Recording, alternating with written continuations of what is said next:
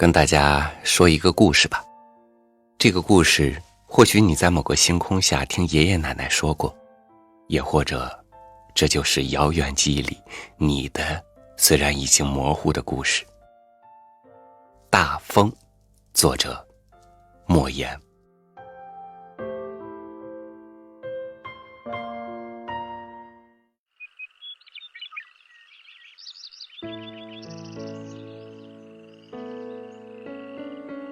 我家房后有一条弯弯曲曲的交河，沿着高高的河堤向东北方向走7里左右路，就到了一片方圆数千亩的荒草甸子。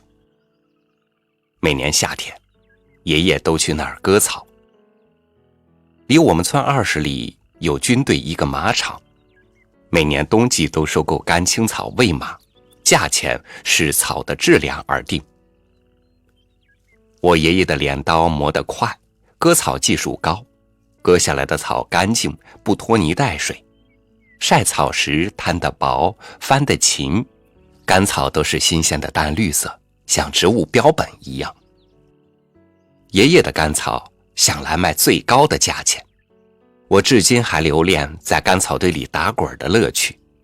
尤其是秋天，夜晚凉凉爽爽，天上的颜色是墨绿，星星像宝石一样闪闪烁烁，松软的干草堆暖暖和和，干青草散发出沁人心脾的甜香味儿。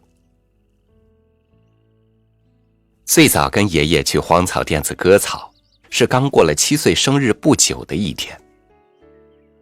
我们动身很早，河堤上没有行人，堤顶是一条灰白的小路，路的两边长满野草，行人的脚压迫得他们很瑟缩，但依然是生机勃勃的。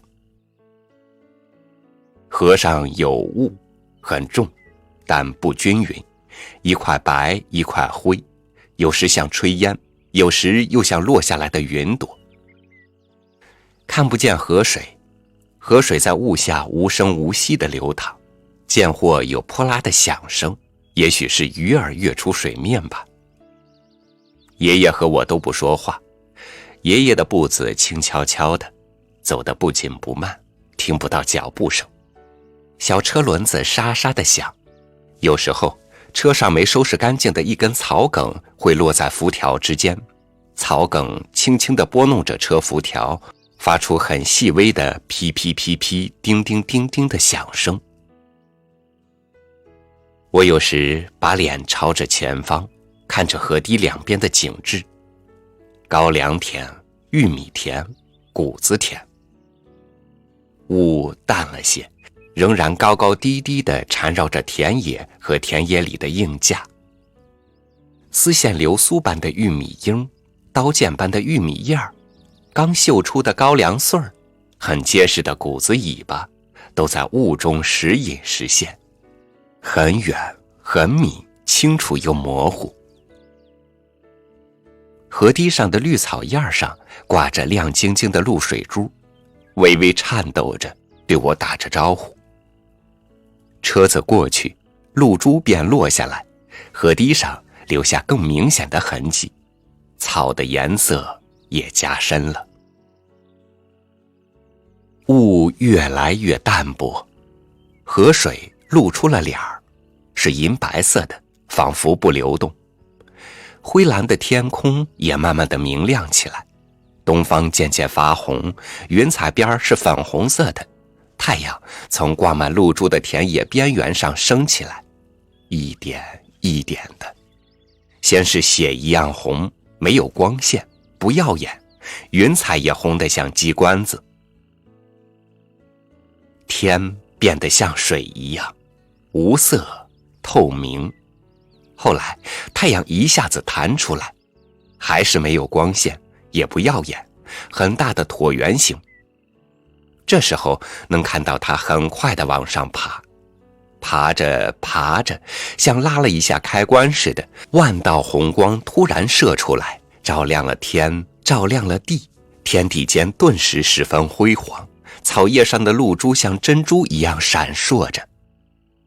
河面上躺着一根金色的光柱，一个拉长了的太阳，我们走到哪儿，光柱就退到哪儿。田野里还是很寂静，爷爷漫不经心地哼起歌子来。一匹马踏破了铁甲连环，一杆枪杀败了天下好汉。曲调很古老，节拍很缓慢，歌声悲壮苍凉。坦荡荡的旷野上，慢慢地爬行着爷爷的歌声。空气因歌声而起伏，没散尽的雾也在动。一碗酒消解了3代的冤情，一文钱难住了盖世的英雄。从爷爷唱出第一个音阶时，我就把头拧回来，面对着爷爷，双眼紧盯着他。他的头秃了，秃顶的地方又光滑又亮，连一丝皱纹也没有。瘦得没有腮的脸是木木的，没有表情。眼睛是茫然的，但茫然的眼睛中间还有2个很亮的光点。我紧盯着这2个光点，似乎感到温暖。我想，他大概把我、把他自己、把车子、把这还没苏醒的田野全忘却了吧。他的走路、推车、歌唱，都与他无关吧。我听到了自己的心跳声，咚，咚，咚，咚。很像很远很远的树上有一个啄木鸟在凿树洞。一声笑颠倒了满朝文武，一句话失去了半壁江山。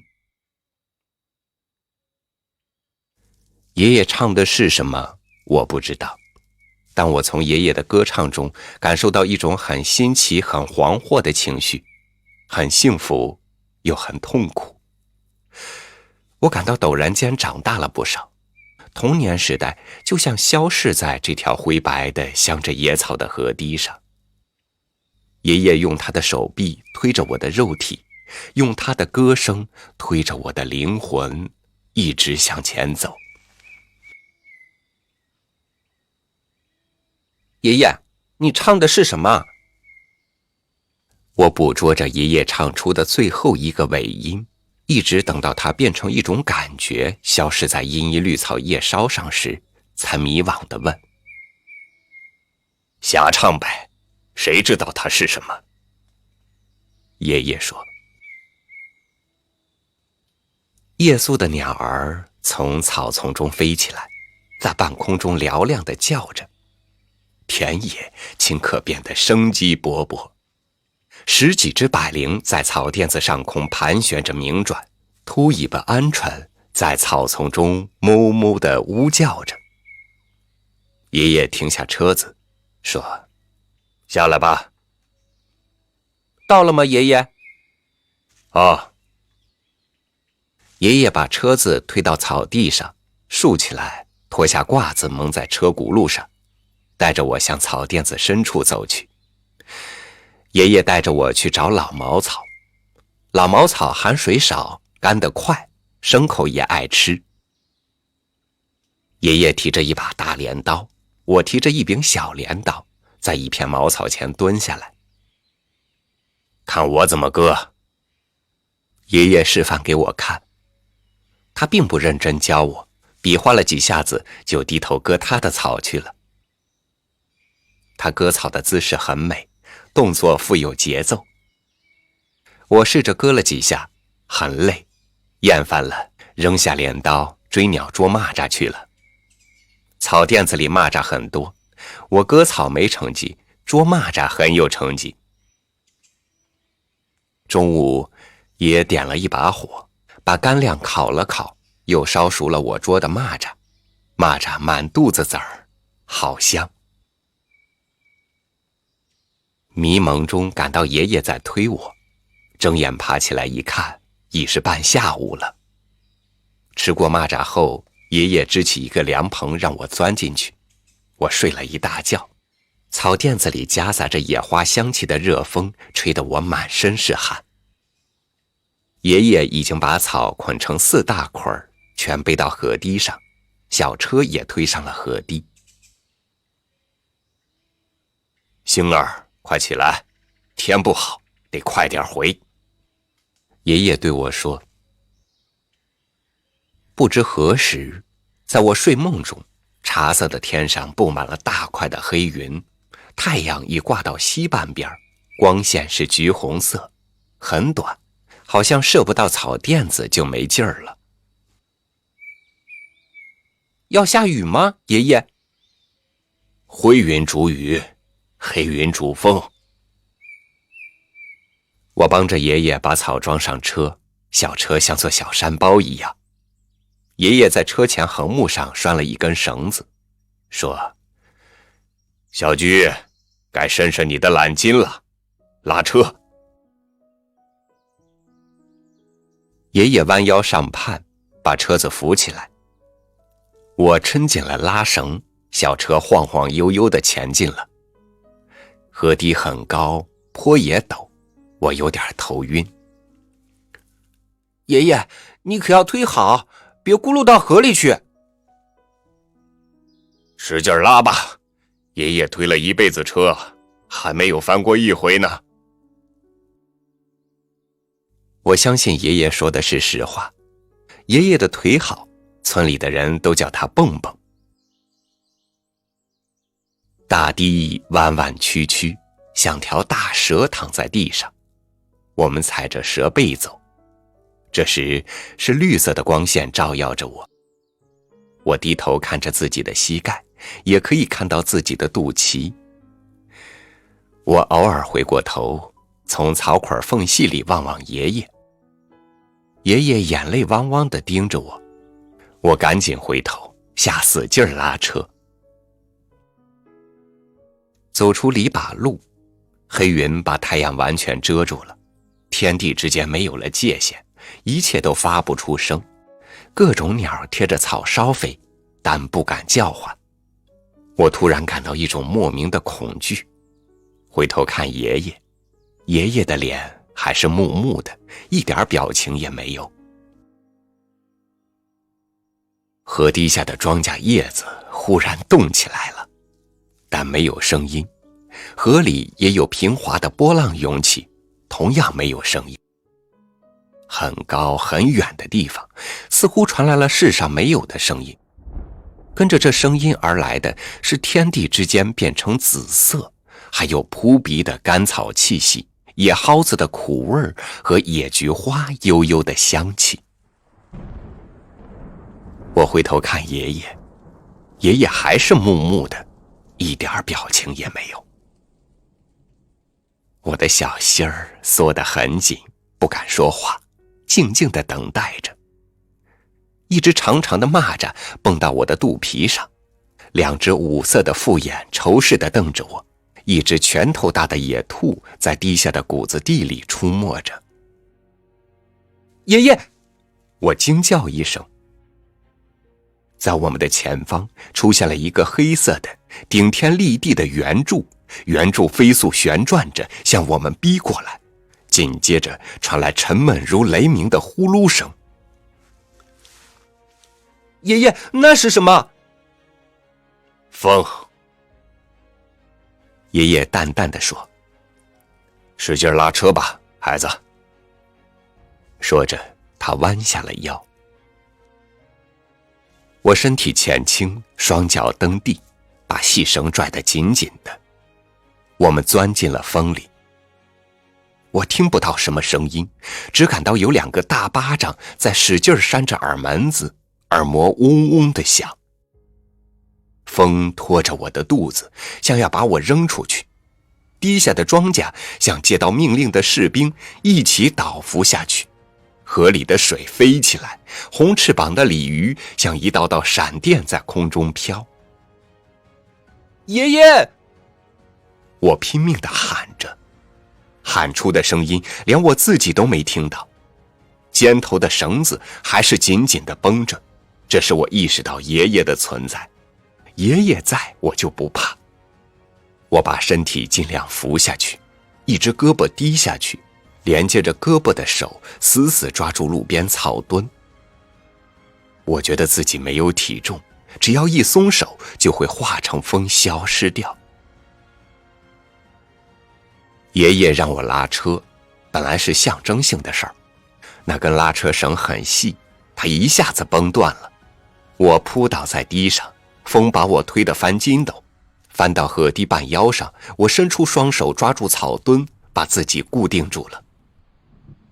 我抬起头看爷爷和车子，车子还停在河堤上，车子后边是爷爷，爷爷双手攥着车把，脊背绷得像一张弓。他的双腿像钉子一样钉在地上，腿上的肌肉像树根一样条条愣愣地凸起来。风把车上半干不湿的茅草揪出来，扬起来，小车在哆嗦。我揪着野草，向着爷爷跟前爬。我看到爷爷双腿开始颤抖了，汗水从他背上流下来。爷爷，把车子扔掉吧！我趴在地上喊。爷爷倒退了一步，小车猛然往后一冲，他的脚忙乱起来，连连倒退着。爷爷！我惊叫着，急忙向前爬。小车倒推着爷爷从我面前滑过去，我灵机一动，耸身扑倒小车上。借着这股劲儿，爷爷又把腰杀下去，双腿又像生了根似的定住了。我趴在车梁上，激动地望着爷爷。爷爷的脸还是木木的，一点表情也没有。刮过去的是大风，风过后，天地间静了一小会儿，夕阳不动声色地露出来，河里通红通红，像流动着冷冷的铁水。庄稼慢慢地直腰，爷爷像一尊青铜塑像一样，保持着用力的姿势。我从车上跳下来，高呼着：“爷爷，风过去了！”爷爷眼里突然映出了泪水，他慢慢地放下车子，费劲儿地直起腰。我看到他的手指都蜷曲着，不能伸直了。爷爷，你累了吧？不累，孩子。这风真大。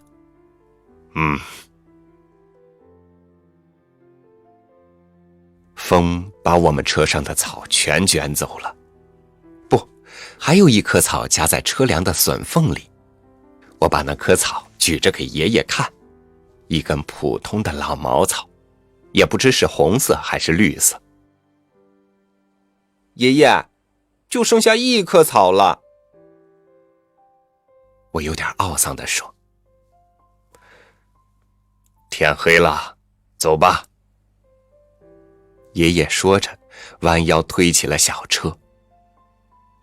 我举着那棵草，跟着爷爷走了一会儿，就把它随手扔在地下淡黄色的暮色中了。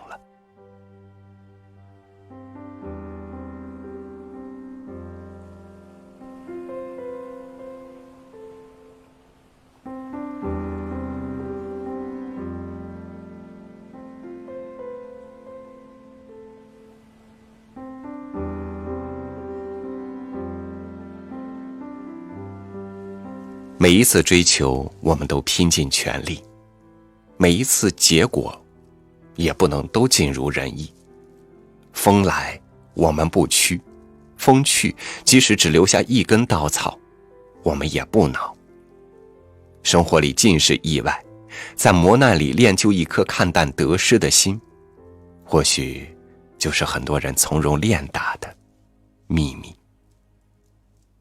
感谢您收听我的分享，欢迎您关注微信公众号365读书，收听更多主播音频。我是超宇，明天见。